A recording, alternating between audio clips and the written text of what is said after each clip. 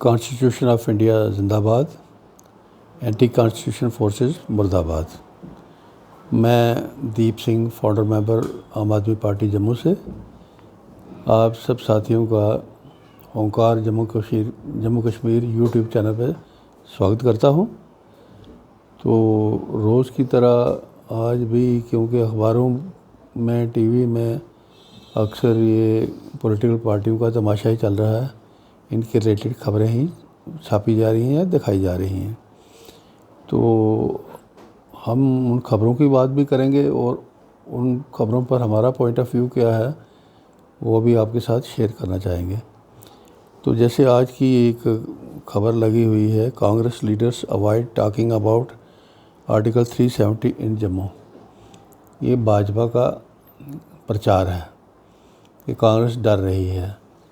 कांग्रेस कुछ भी करती है, कुछ सीधा भी करती है, तो उसका इशू बनाने में भाजपाई झूठ का पुलंदा खड़ा करके किस तरीके से पूरे देश में शोर मचाते हैं, एक बदनाम करने की मुहिम चलाते हैं, वो आपसे छुपी नहीं है।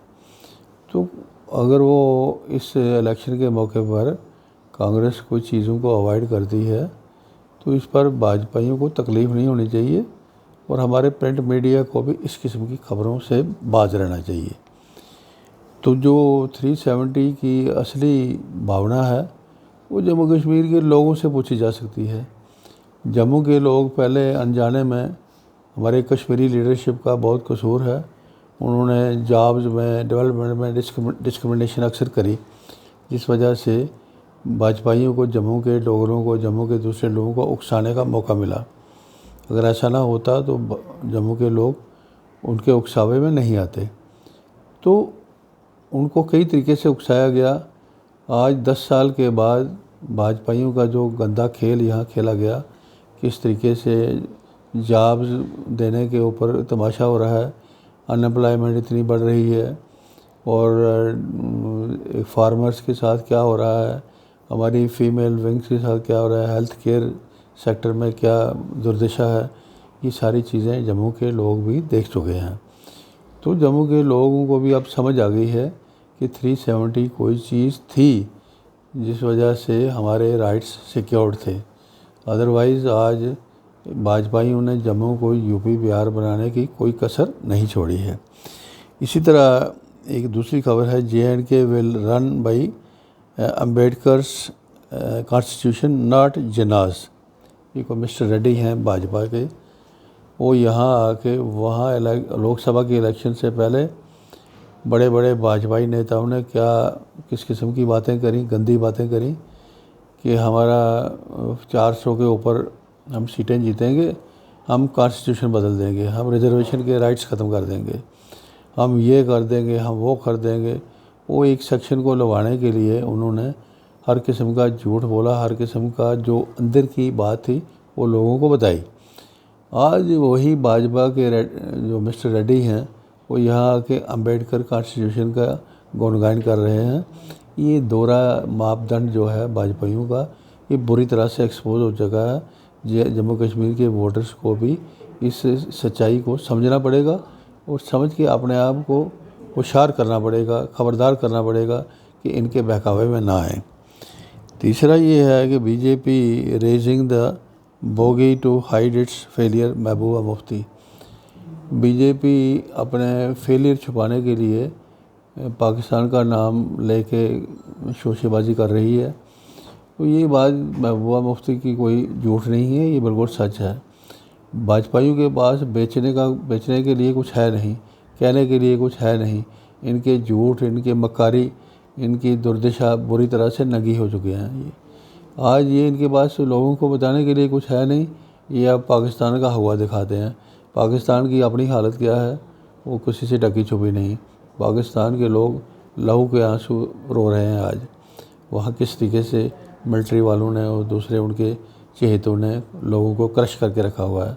तो ये यहाँ पाकिस्तान का नाम लेके अपने लोगों को डरा के वोट हासिल करने का काम कर रहे हैं, जिस पर शर्म आती है ये देख के।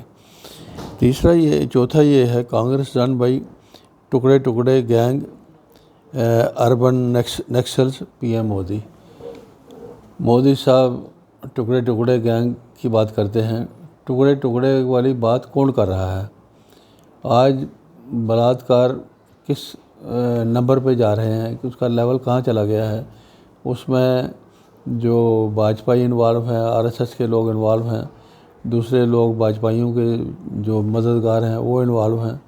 किस तरीके से पूरी भारत में अनएम्प्लॉयमेंट छाई हुई है, पढ़ाई के नाम पर पेपर लीक करवाए जा रहे हैं, नौकरी के नाम पर पेपर लीक हो रहे हैं। तो ये जब अंदर का अनरेस्ट बनता है, उससे देश के, किसी भी देश के टुकड़े होते हैं। टुकड़े करने का काम तो असल में भाजपा कर रही है और मोदी राज में हो रहा है। अभी 2 दिन पहले वहाँ उड़ीसा में किसी एक लड़की थी, यंग लड़की, किसी मिलिट्री ऑफिसर के साथ एंगेज थी। वो अपना काम करके जा रही थी तो उसको छेड़ा गया। उसने पुलिस वालों के पास शिकायत करनी चाहिए। तो मोदी राज में उस पुलिस थाने वालों ने हद से ज़्यादा बदतमीज़ी करी, और जिसकी बात सुन के शर्म आती है। भाजपाइयों के प्राइम मिनिस्टर साहब दावे कुछ करते हैं और अपनी नाक के नीचे देखें क्या गंदा खेल खेला जा रहा है, उस पर वो चुप हैं। मणिपुर में क्या हुआ, उस पर प्रधानमंत्री चुप हैं। दूसरी हर किस्म की वो ब्रिजभूषण नारायण सिंह ने क्या किया, उस पर प्रधानमंत्री चुप हैं, बोलने का साहस नहीं है उन्हें। तो यहाँ टुकड़े टुकड़े गैंग के नाम पर भी लोगों को डराने का काम किया जा रहा है। तो this is a public subjected unnecessary harassment under BJP proxy government in J&K।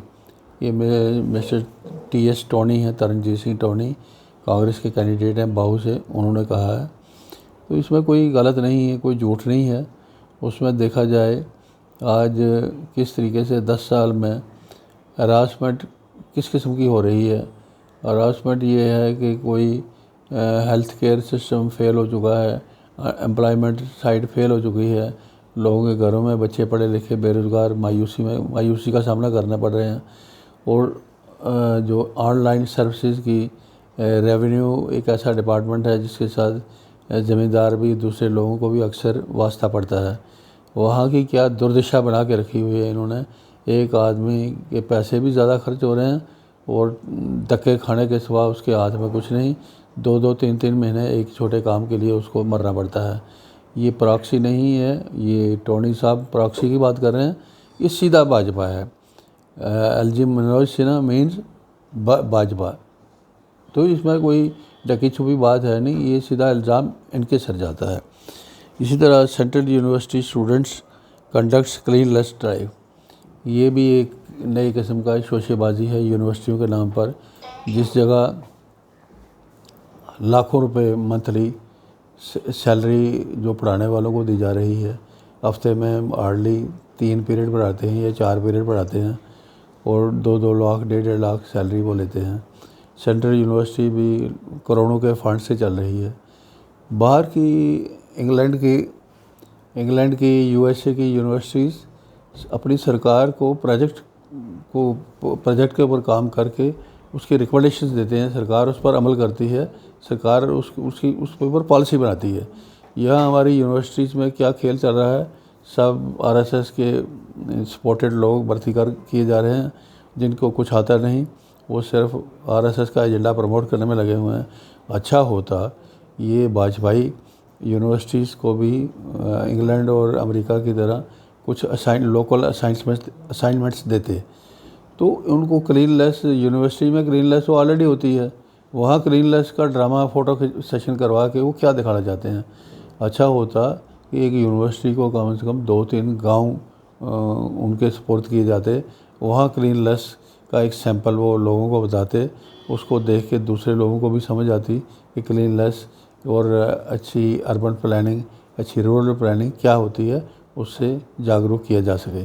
ये काम ना करके ये चोचलेबाजी का स्कोप सिर्फ भाजपा के दौर में ही चल रहा है।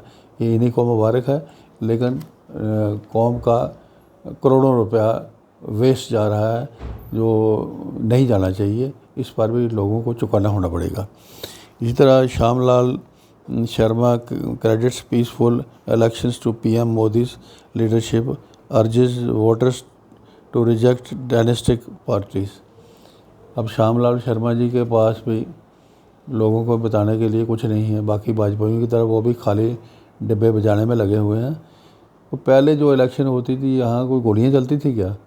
पहले भी इलेक्शन होती रही, आज तक होती रही। तो प्राइम मिनिस्टर साहब ने कौन सा नया जादू की छड़ी घुमाई है कि बड़ा एक इनकलाब आ गया है?